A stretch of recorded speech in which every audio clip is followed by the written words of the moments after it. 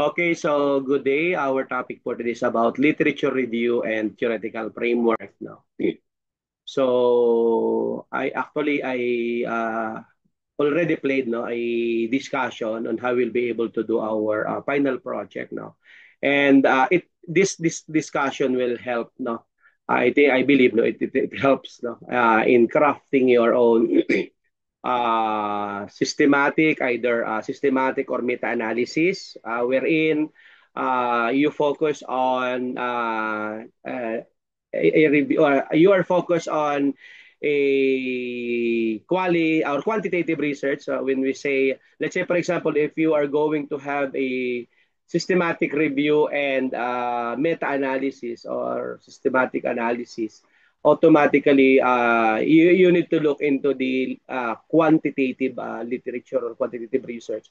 Then let's say systematic review and uh, the other one, the synthesis, no, that is focused naman on qualitative research. Now, so for us to have an additional input related to this part, no, our discussant, no, be able to give us more inputs, no, related to this topic, no, because in the field of public administration, it has evolved, no, through a diverse theoretical traditions and empirical findings that reflect the complex relationship between the state, the institution, and the citizens. No, before no, early foundation trace back to Woodrow Wilson's politics administrative dichotomy, no, which actually sought to distinguish politics from the neutral execution of administrative functions. No? And this was later challenged by scholars such as Dwight Waldo, no, who emphasizes that administration cannot be divorced from values, dapat, no, politics, of course, and democratic governance. Over time, literature actually has recognized public administration as both a science, no, and an art grounded in managerial, pwedeng political, and of course, legal dimension. Kaya nga po, during your dissertation, see to it that your proposal, of course, focus on government or laws, no, or legal dimensions related, yun kasi ang requirements ng ating University of Caloocan. Okay, so to give us more information, no, related to this topic, let us all welcome our presenter. Go ahead.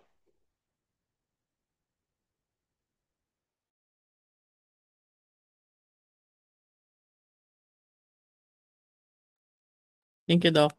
Good day, everyone. I am John Alan Del Rosario, and allow me to present about literature review and theoretical framework. Before I start, I have a quick question.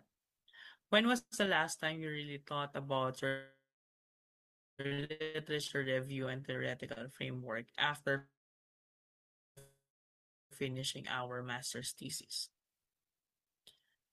You may type in your answers in the chat box, then basahin po natin isa-isa later.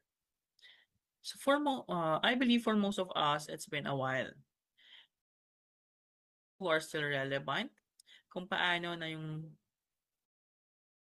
review of related literature maps what's been done and what's missing, and paano yung theoretical framework keeps our research focused and grounded. So let's start with the basic. What is research?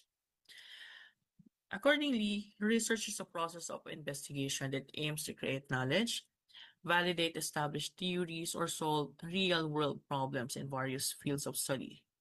It also serves as foundation for professional pursuits, offering a methodical way to comprehend phenomena, investigate connections, and enhance human knowledge.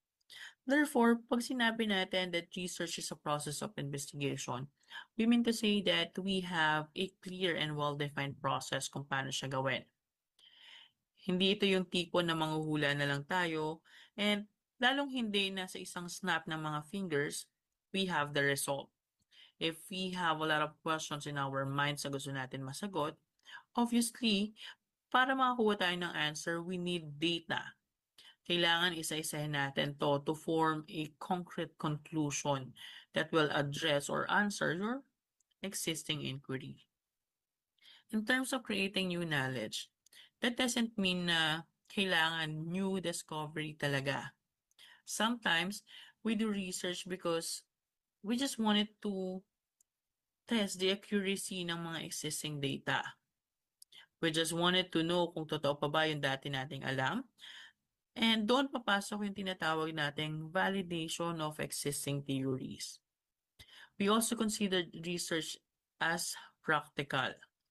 It can resolve or provide solutions sa mga real-world problems, be it in education, business, science, and even public services. And since it is methodical, mas madali na para sa atin na malaman or maintindihan yung mga basic patterns, connections, and even mga reasons behind certain events. And this is the reason bakit natin kinukonsider yung research as the backbone of our professional growth and innovation. So now that we are able to define what is research, let's look dun sa mga essential parts ng isang research. Ito yung mga parts that serve as the building blocks to make a study complete and credible. So it starts with chapter 1 or sa introduction. Dito natin sineset yung stage. Dito natin na-explain yung mga problems and dito rin natin sinasabi kung bakit nga ba relevant or nagmamatter yung study na ginagawa natin. On the other hand, sa chapter 2 naman or the review of related literature, this is where we connect our study to our two existing knowledge and theories. Sa chapter 3, which covers the methodology, it serves as a blueprint of how we conducted the research.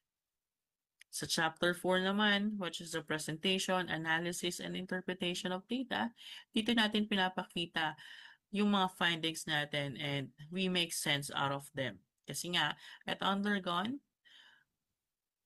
analysis. Finally, chapter 5. It gives us the conclusions and recommendations. Dito natin sinasummarize yung mga nalaman natin or natuklasan natin. Dito rin tayo nagsasuggest sa mga possible actions and further solution. So these are the essential parts of research paper. Each chapter has its own role para maging masabi natin na complete and credible yung study natin.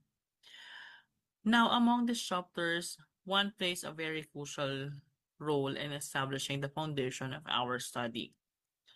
And this is chapter 2 or the review of related literature. The review of related literature is more than just gathering articles and collecting books. It's about understanding and creating a bigger image. It connects our research to know kung ano na ba yung mga nagawa ng iba pang researchers, saan tayo makita ng gap, and paano makakadagdag ng value yung study na ginagawa natin. Meaning to say, dito natin binubuo yung strong reasons why our research is important and worthy. So let's define review of related literature. Sabi dito, it's a crucial component of research that synthesizes existing knowledge and studies relevant to the research topic. In other words, pinagsasama-sama natin and we connect all previous studies para mas magkaroon ng clearer understanding ng current state ng research that we wanted to push through. And we have here yung several key purposes bakit nga ba tayo nag-RRL. Una, establishes theoretical and conceptual framework. RRL helps identify yung mga existing theories or concepts that will help us guide in our study. Second, RRL identifies gaps and inconsistencies in current research. By reviewing kung ano na yung mga nangyari or nagawa, we were given an avenue to identify if meron nga bang gap or baka naman yung results ng mga previous study contradict each other now. Third, it provides a foundation for the research methodology and data analysis. RRL often reveals what methods have worked before, para naman we can adapt it or improve them. In short, ang RRL is like doing our homework before starting the project. It helps us save time, it helps us avoid duplication, and it helps us make sure that our research is still relevant. Now, what constitutes a comprehensive review of related literature? So first, we have the Introduction to Review of Related Literature. Dito, it outlines the purpose and scope of the review. Sabi nila, kailangan daw na yung RRL natin should always start with a strong introduction. Kasi, this part answers two questions. Why are we reviewing this body of literature? Second, how will it help address our problem? At this section, we can also describe yung scope natin. Ano ba yung mga included and ano yung mga hindi? This avoids confusion and set realistic expectations sa ating mga reader. And take note that a good introduction also explains why the review is necessary. It is our chance to show that there's a knowledge gap, na mayroong mga problem na worth exploring, and kailangan na natin mag-update ng mga previous or older studies. Next is the historical evolution and key milestone. So this section of our RRL is like telling the story how knowledge in our field has grown over the time. Mahalaga siya because it shows the reader where our study fits in the bigger picture. Dito natin tinitrace yung evolution ng mga ideas and theories from the very beginning up to the recent development. Dito natin pinopoint out yung mga seminal works or yung mga groundbreaking studies or theories that influence many others. Pwede rin natin i-highlight dito yung mga key milestones such as important policy changes, landmark research findings, or shift in methodology. Next is the theoretical foundations. Accordingly, this forms the backbone of the review, providing lenses through which researchers interpret and analyze the literature. This is where we identify yung lenses sa ika nga, or yung mga theories and perspective that will guide us how are we going to interpret the studies na nire-review natin. In this section, we discuss the following. First, yung theoretical perspective. Second, we explain how these theories have been applied in previous studies, what worked, what was emphasized, and what limitations were found. Lastly, it shows the implication from our own study, why this theory is the right fit for our research problem. Next is the conceptual framework and models. Sabi rito, it offers a structured representation of relationship between variables or concepts within the research domain. So the conceptual framework and model section provides a visual or structured way of showing how the important variables or concept in our study relate to each other. We can think of it as a blueprint. It guides us, researcher, or it guides our research by mapping out the flow of ideas and expected relationship. In this section, we do two things. We identify the existing frameworks or models that have been used to study similar topics, as this could come from from previous research, textbook, or established theories in the field. Second, we evaluate their ability and limitations, meaning we check if they fit your specific research context. And kung hindi naman, ano yung possible adjustment na pwede natin gawin?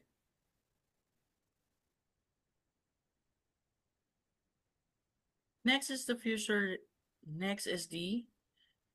research directions. Dito we propose areas for further investigation and exploration. So this section is what we will look ahead. After natin makapag-review ng mga studies, we ask, ano pa ba yung mga missing? Ano pa ba yung next step for this field? In this section, we identified unresolved questions, mga topics or issues that past studies have not fully answered. Dito, we spot the emerging issues, new challenges, trends, or phenomena that need to be explored. Third, we suggest innovative approaches, new methods, data sources, or perspective that could lead to a deeper insights. Last is the conclusion and summary. At this point, we synthesize the main points and discuss in the review, and emphasizing the significance of the literature to the research topic. In this part, we highlight key findings or the most important insights from the studies that we had reviewed. We give emphasis on relevance. We connect those findings directly to our own research problem. Dito, we show the gap. We remind the readers what's missing in current knowledge that our study will address. So basically, this what constitute a comprehensive review of related literature. Kailangan present itong 6 na ito. So next is the other important consideration for effective review of related literature. So we have the methodologies and research design. In this section, we are about to explore how other researchers approach the same topic. We look at the research design, whether qualitative, quantitative, or mixed method, and we do compare their strengths and weaknesses. Ginagawa rin natin or ninonote din natin yung mga sampling strategies na ginamit, ano yung data collection tools, ano yung mga analytical techniques na ginamit nila. This will help us identify which approaches have worked well, which have limitations, and which might be the best para sa ating study. Next is the empirical studies and findings. Here we present what past studies have actually found. We synthesize both the statistical results and qualitative insights. We look for patterns, trends, and contradictions. Third, critical analysis and synthesis. We don't just list studies, we evaluate them. This means checking the quality of research methods and the validity of conclusions and spotting the gaps or inconsistencies. In terms of emerging trends and innovations, the research field is always evolving. These sections look at new developments, technological breakthroughs, and paradigm shifts that change how we understand the topic. Fifth is the practical applications and implications. Dito, we bridge theory with practice. We examine how findings are applied in real-world settings. We highlight case studies, best practices, and strategies. We also discuss yung mga challenges and sustainability because in practice, solutions that work on paper may face obstacle in the field. Policy and regulatory perspective. This section connects the research to laws, regulations, and public policy. We analyze how findings influence policymaking and how agencies, advocacy groups, or legislation shape the research environment. For instance, yung disaster risk reduction studies often lead to new safety regulations or community preparedness programs.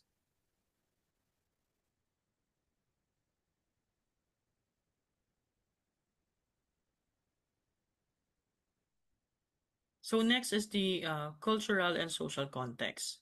At this section, we give value to culture.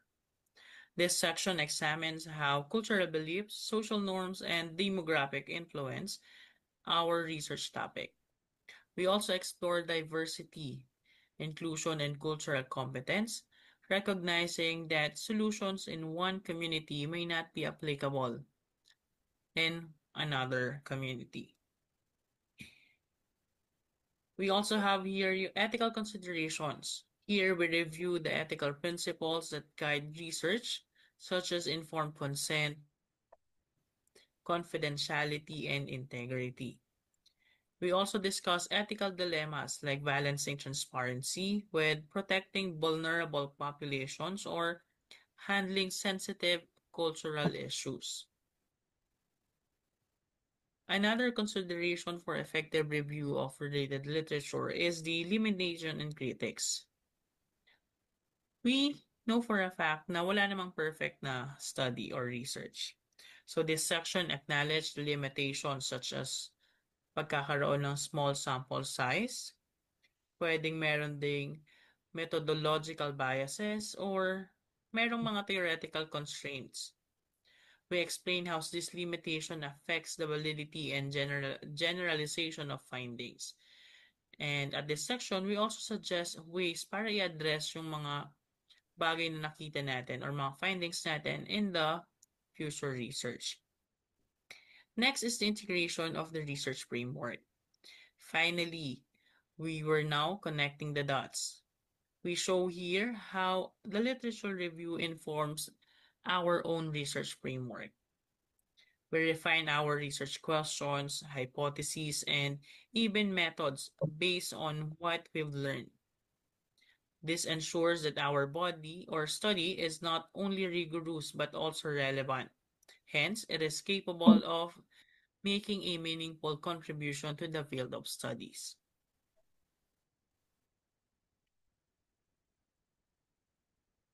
So now that we've seen how literature review sets the groundwork, let's move forward to the next layer, which is the theoretical framework.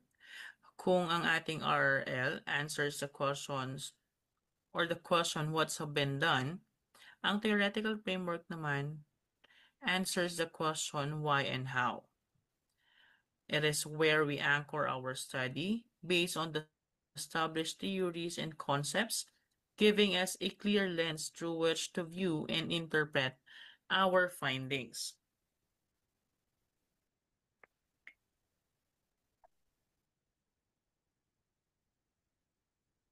So accordingly, theoretical frameworks serve as the conceptual foundation that guides the development of the study. Therefore, we can say na ang ating theoretical framework is the blueprint of our research. Just like architects use blueprint to know exactly where the beams, walls, and doors go before they start building, tayong mga researcher also uses theoretical frameworks para malaman natin kung ano yung concepts, theories, and relationship na pagfofokusan natin. Theoretical framework help us understand the topic clearly.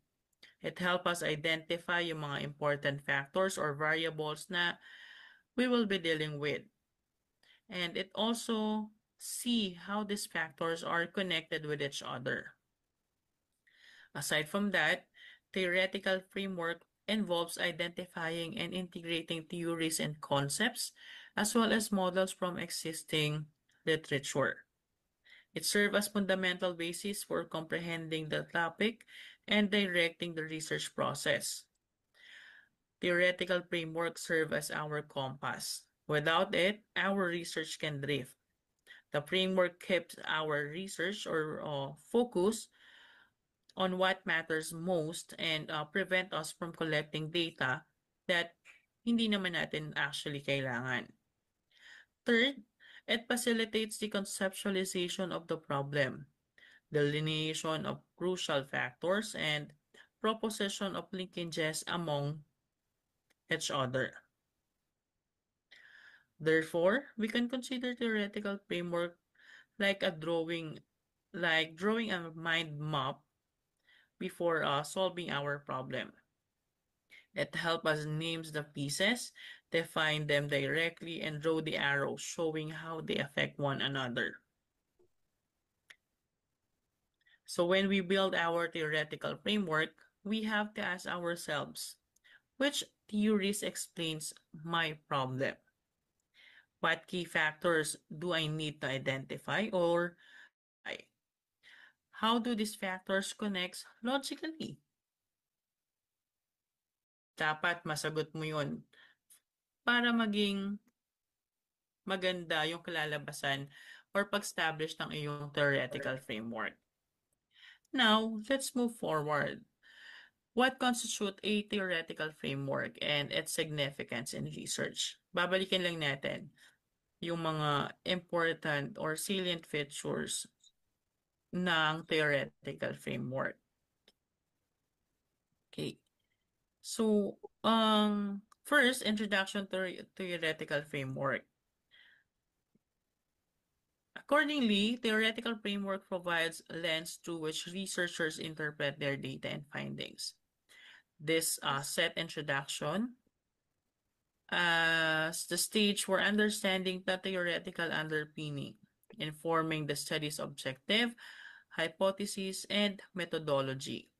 It begins by defining the key terms and concepts pertinent to the researcher's topic and establish a common understanding of how these elements are conceptualized within the theoretical context.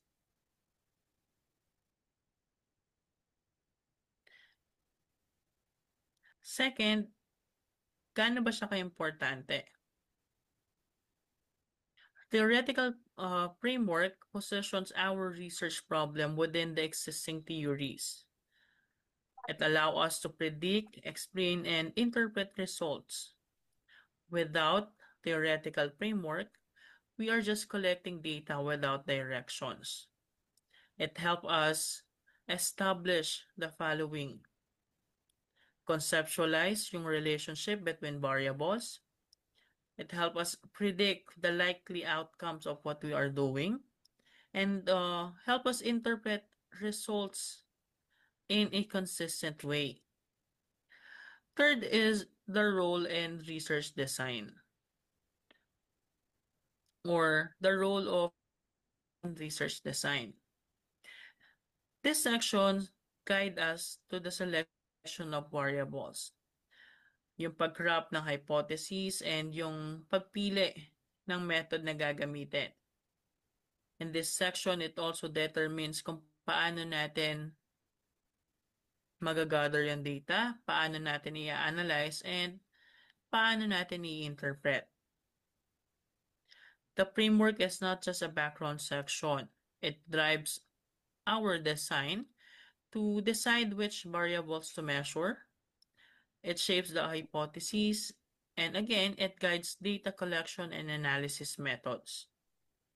Fourth is the components.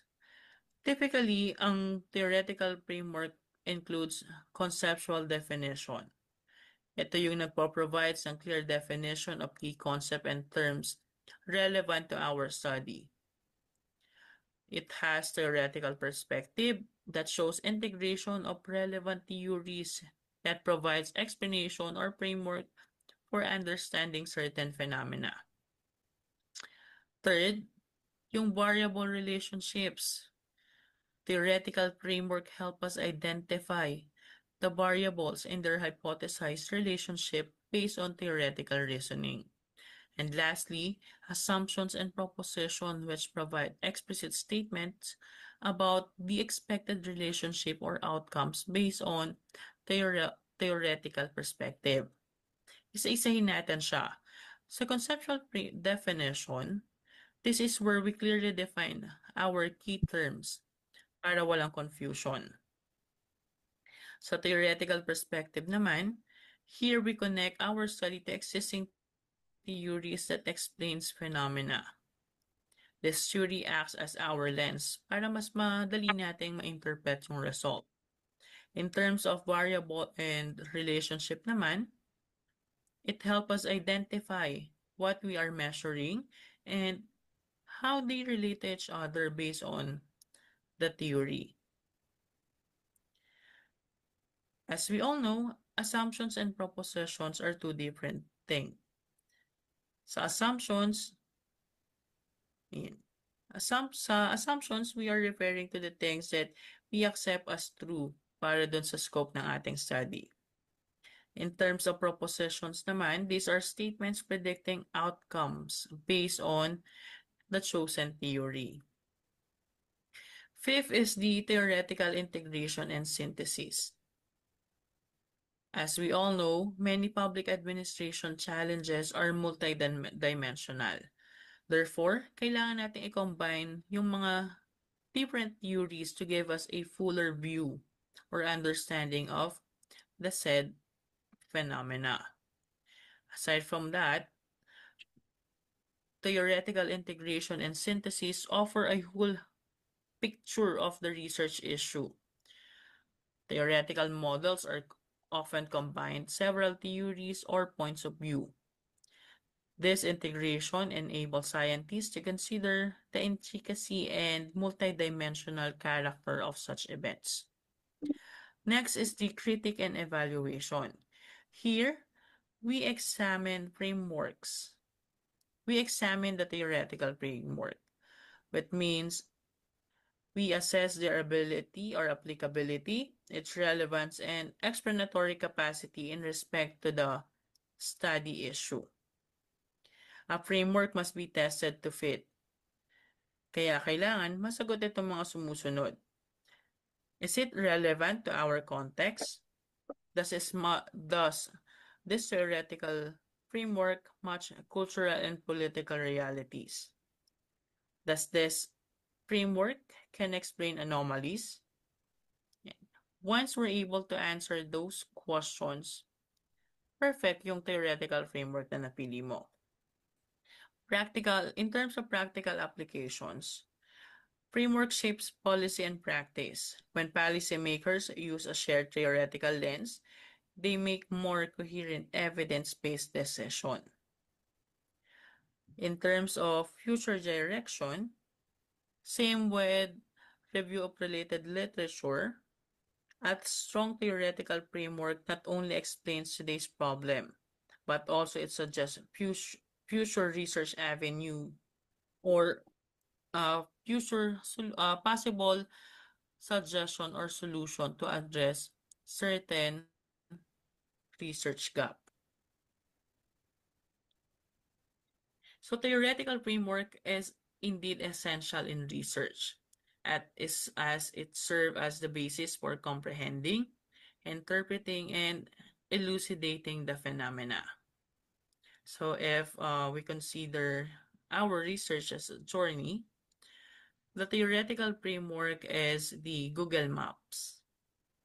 We can try walking without it, but we probably take wrong turns, miss connections, and might end up with a very confused audience. So to make this a little clearer, let's use a common example in theoretical framework, which is the system theory. So system theory transcends the individual as their behavior, since its levels of analysis is founded on the idea of systems. That is, a set of interrelated elements aiming to fulfill a goal. The idea also acknowledges that as management and organization rely on the surrounding, there is no one right approach. So dito sa system theory, ang tinitignan po natin is whole system. Ibig sabihin lahat interrelated. And lahat ng elements is doing their functions para magtulungan and ma-achieve yung ating certain goal. Ang the key idea here is all parts must work together and adapt in the situation. Kasi in reality, there is no one perfect way to manage everything. It always depends on the environment and a specific need as that moment. It's like yung contingency model ng public administration, wherein yung management will respond according to the specific scenario na kinakaharap nila or depending dun sa circumstances. So to give you a little more background dito sa system theory, let's look at sa key features niya bago natin i-apply sa as theoretical framework. First is the historical framework. Saan ba nagsimula yung system theory? So nag-umpisa to during the industrial age, kung saan nagkaroon ng pag-expand yung capitalism and mas dumami na yung mga malalaking kumpanya and mga government institution. Therefore, kailangan na nilang i-manage hindi lang yung tao, but mag-manage ng complex system na may maraming moving parts. Next is level of analysis. Accordingly, system theory investigates the company as an open system that is one inside another with which it trades information and resources. So, hindi pwedeng mag-operate na parang island kasi kailangan ng exchange ng resources, exchange ng information, and kailangan merong coordination. So, just like in public administration, ang local government kailangan meron laging interaction sa national agencies, non-governmental organizations, or even at the private sector para mas ma-achieve yung kanilang key goals. Methodology. Sa system theory, gumagamit ng model or representation para i-visualize at i-analyze yung reality or real scenario. Hindi lang to yung bastang gut feel. Gumagamit tayo ng data at theory para ma-forecast ang behavior ng mga tao or yung system as a whole. Therefore, kapag may problem, sinusuri natin to para we are reviewing or we are analyzing it before tayo mag-react.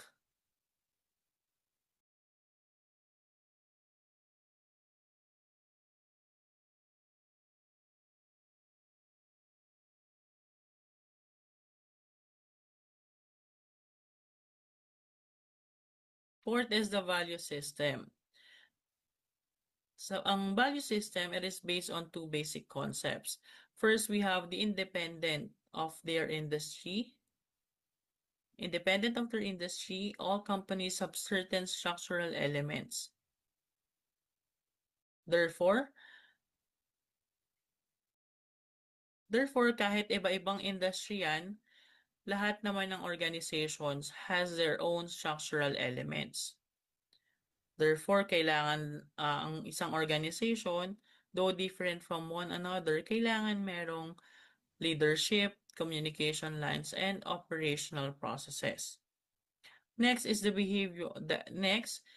Accordingly, the behavior is often predictable dahil mas marami activities na consistent and repetitive sa isang system or organization.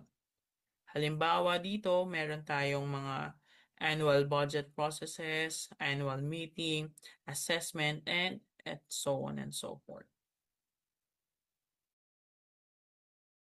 Yan. So nakita na natin that system theory is not just focused sa individual or sa isang department, but it focus on one system, whole organizations. So kung paano nag-interact ang lahat ng parts or kung paano nagre-react yung individual and the department, it is connected sa environment na kinabibilangan nila. So before we move forward, and let's check yung sample na nakalagay doon sa reference na ginamit po natin. Yeah. So this is the model system theory for organizational management.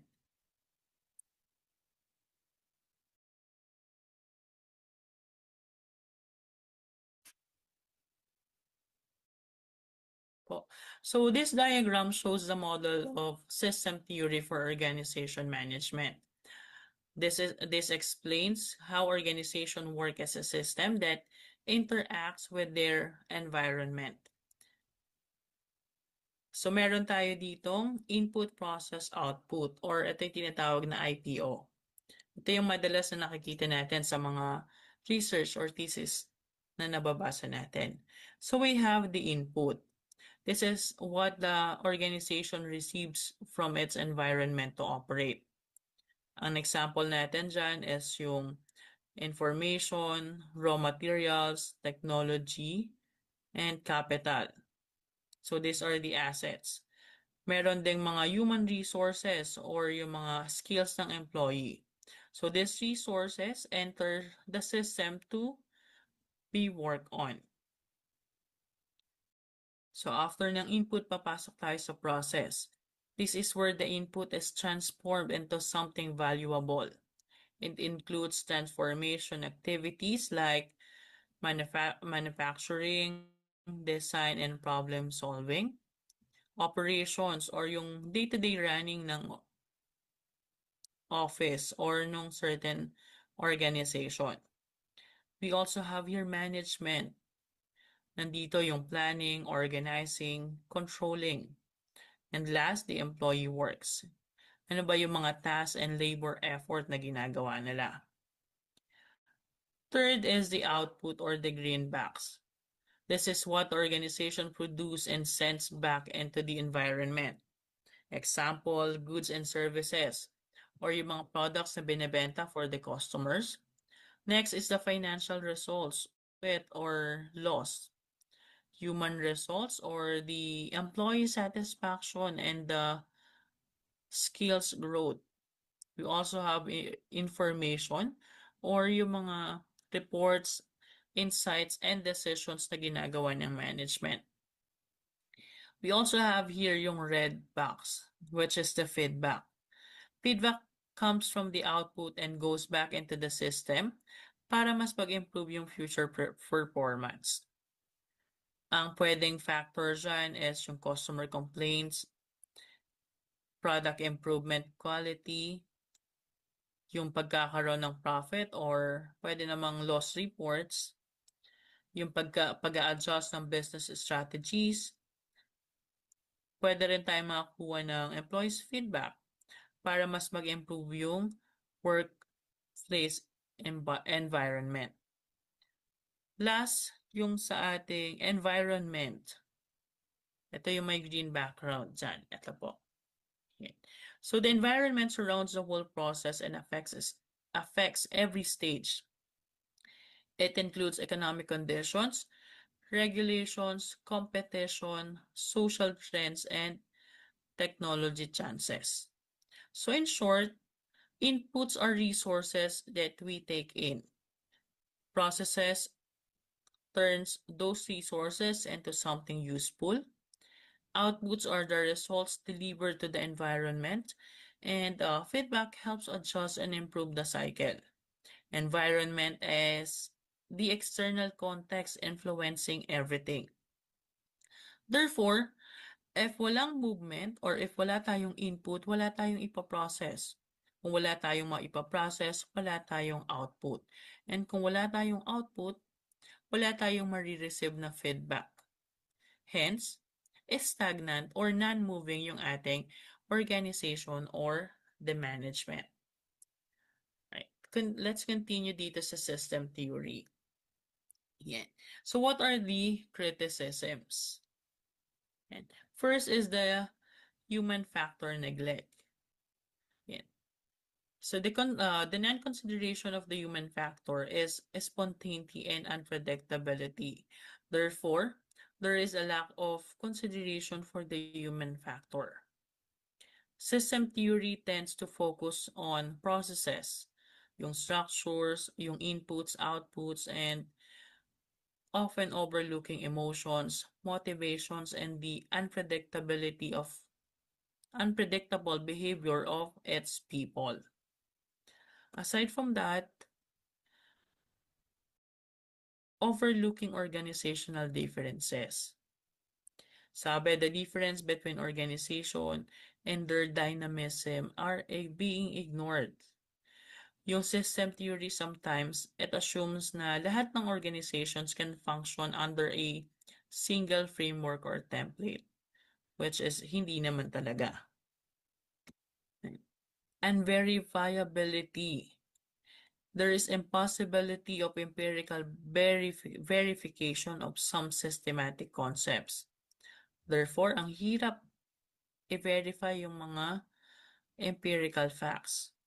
Some concepts in system theory look good in theory but are hard to test in real situations. Non-quantifiable, complex and extra organization factors, or immeasurable.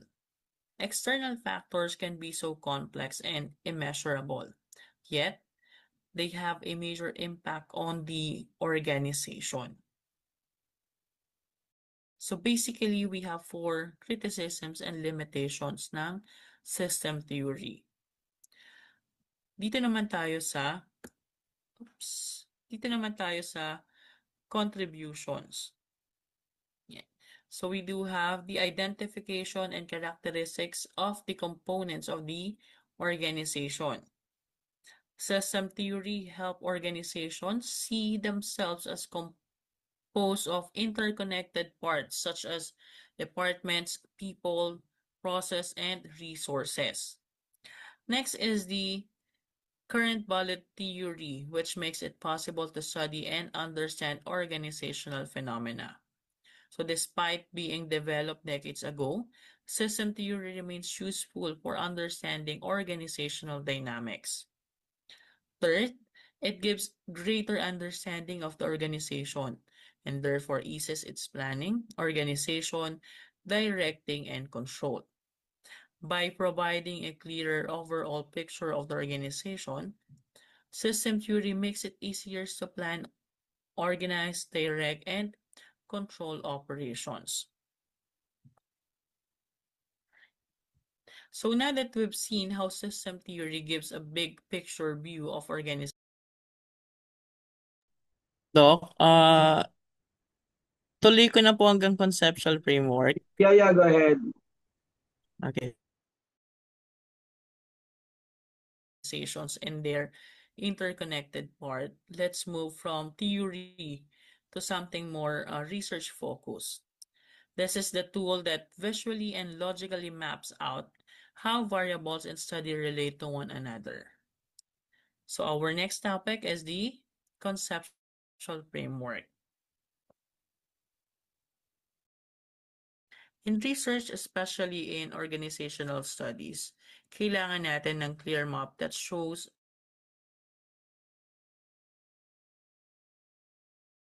kung saan tayo mag-start. Ano po ba yung magiging focus? And how we think they will be connecting to each other. The conceptual framework does exactly what we are looking.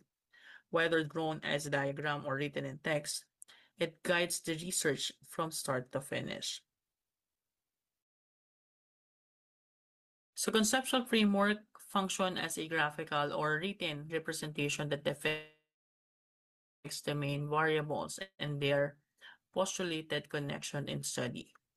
It offers a logical and organized way for comprehending the research problem, directing the creation of research questions, hypotheses, and methodology. A conceptual framework is a structured visual or narrative representation ng ating mga key concepts as mentioned, variables, and their presumed relationship in a research study. It forms foundation of the study by outlining core ideas, factors, and connections. Start with precise definition for shared understanding among researchers and readers, and establish the context for examining relationships and contributions of factors to study aims. In terms of objectives and importance, first, conceptual framework uses existing theories or models to frame the study.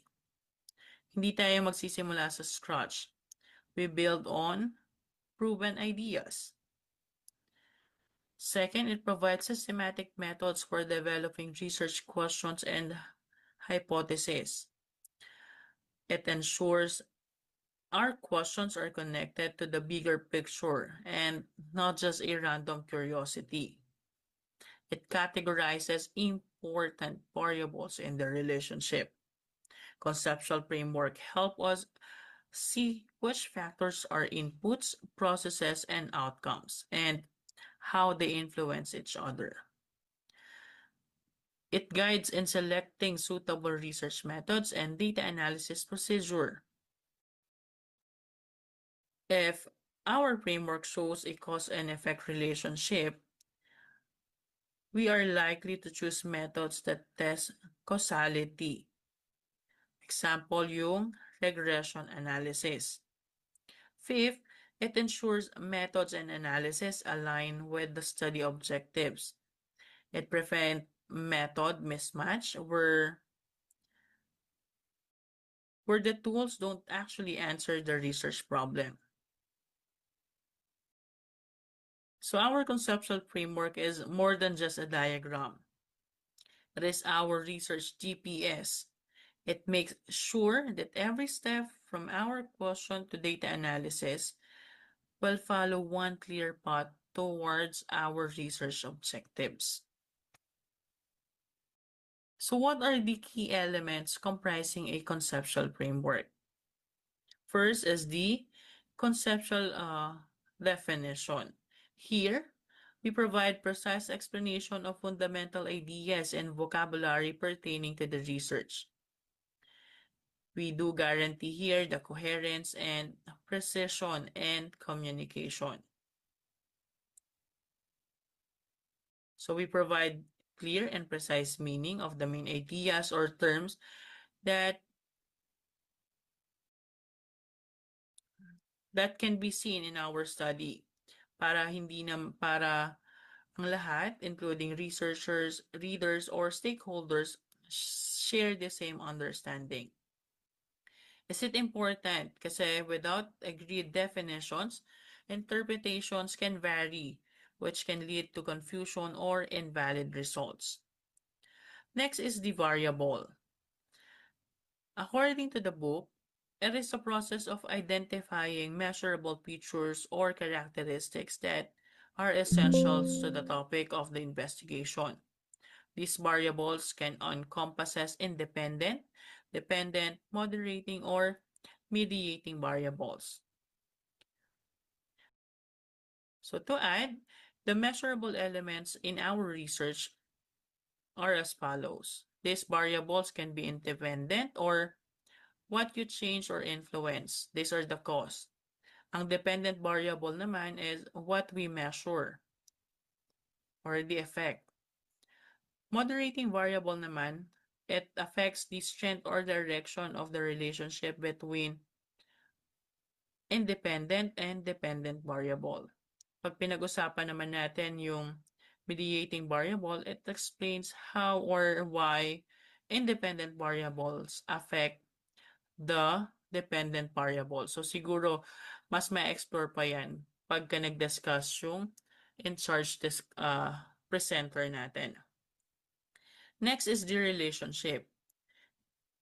It refers to the specification of assumed connections between variables, which are established by either theoretical reasoning or theoretical evidence. This relationship delineate the anticipated interactions or impacts between factors. In short, relationships serve as the glue that connects our variables.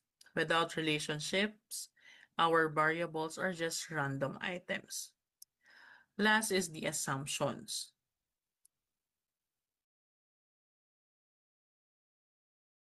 So dito, it clearly stated assertions regarding the fundamental assumptions or principle that shapes the conceptual framework. These assumptions serve as a foundation for evaluating findings and making conclusions. These are the things that we believe to be true so the study can work. Kahit na hindi pa naman natin siya natetest directly. So aside from these elements, we have the progression building. It serves as it is a framework. Framework is not built in one sitting. It is an evolving process. We do read theories, we review literature, and we refine over time. Ang process na ginagawa natin dito sa progression and building is yung pag-identify ng mga existing theories, pag-list ng mga possible variables, and pag-refine ng mga ito after reading one or more studies. Meron din tayong tinatawag na theoretical underpinnings. So, this, according to our book, ang theoretical under theoretical underpinnings, theoretical foundations support the conceptual frameworks further by offering theoretical viewpoints and frameworks to comprehend the research topic. The researchers incorporate pertinent theories such as social exchange theories, systems theories, or ecological models, which provide valuable insights into the dynamics and interactions among variables. These theories guide the understanding of variables, hence, plus the creation of hypotheses. So under theoretical underpinnings, we consider theories are giving our framework a backbone. They explain why our variables are connected.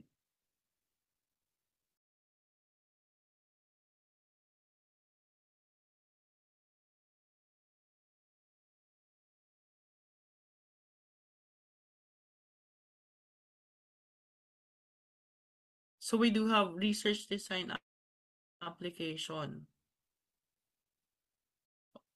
So dito naman, it provides guidance for making on data collecting, sampling strategies, and analytical methodologies.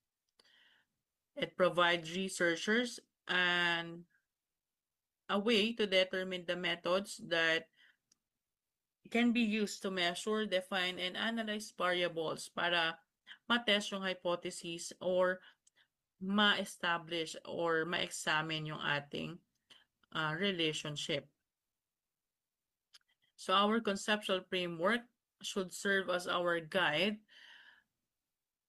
in our research method. It should provide tools para mas makita natin and ma-analyze natin yung mga results na kinakailangan natin. Next is the critical analysis. Under these, evaluating a conceptual framework entails assessing its coherence, theoretical underpinning, and applicability to the study topic. Researchers evaluate the extent to which the framework effectively addresses the study questions and hypotheses. Dito, we consider the ability to explain and apply it to the different situations. We may evaluate the precisions of variable definitions, the specificity of predicted relationships, and the sustainability of theoretical assumptions. In short, this is where we check, is my framework logical, relevant, or applicable? So under critical analysis and assessment, we have here mini checklists or mga questions na dapat tandaan or sagutan. Do my variables match my research objective? Are my relationships realistic? Baka naman hindi. Do my definition make sense? Tama ba yung mga definition na inilagay ko to describe my variables? So you have to check this. Next is the real-world uses. Accordingly, conceptual frameworks have practical applications in shaping policy, practice, and interventions across diverse domains. They offer a systematic methodology for comprehending intricate events and directing decision-making. In short, our conceptual framework isn't just for academic purpose. It can guide decisions, policies, and programs, which is the real purpose why we do research. Next is the prospect for the future. As we all know, through research, we're able to uncover areas of limited understanding, yung mga emerging patterns or novel of theoretical viewpoints that require further examination. They suggest novel methods to improve conceptual framework and promote knowledge advancement in their area of expertise. In short, every study should open the door for research, pointing out gaps, new patterns, or fresh theories. So basically, that is the conceptual framework. Okay. So ano nga ba yung pinagkaiba ng theoretical and conceptual framework?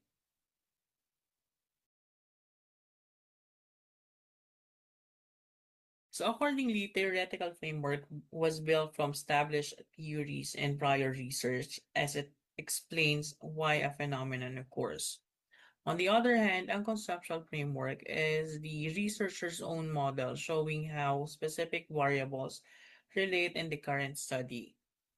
We can think of we can think that theory is a big idea that we borrow from expert, while the conceptual model is your custom blueprint for your project. In terms of focus, it is broad and general kasi nga, as we've mentioned, it is from the established theories and research, while the conceptual framework is very specific. It focuses on concepts and their relationships. In terms of scope, ang theoretical framework has a broad or general scope wherein we can apply this to many contexts beyond our studies, while the conceptual framework considered narrow and can only apply doon sa ating research context. We should take note that a theory might apply to many countries, years, or industries, while our conceptual framework applies to our exact research setup. In terms of purpose, theoretical framework explains why something happens, while the conceptual framework it visualize relationship and guide our research. Therefore, theoretical framework answers the why question, while conceptual framework show how things are connected. in terms of its relationship to research, ang theoretical framework provides a lens for understanding our findings. On the other hand, ang conceptual framework naman, it guides our research design and hypothesis development.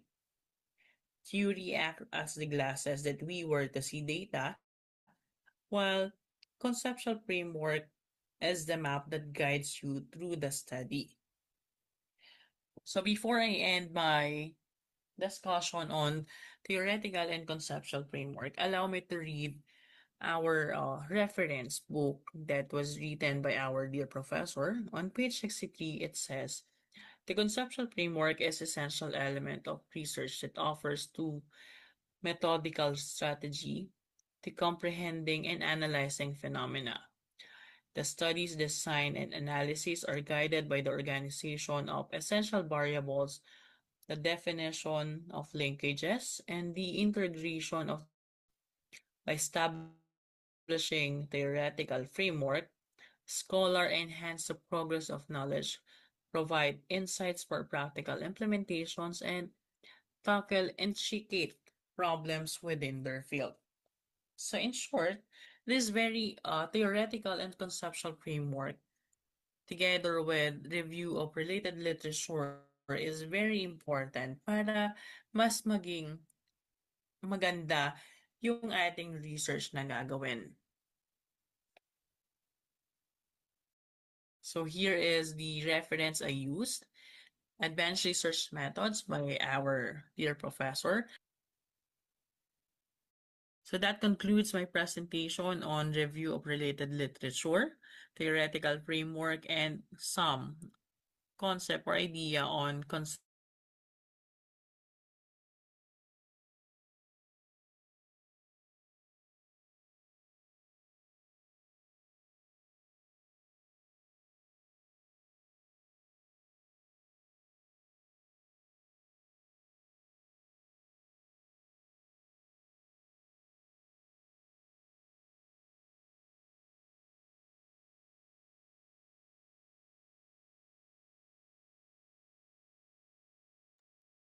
Okay, so are you done?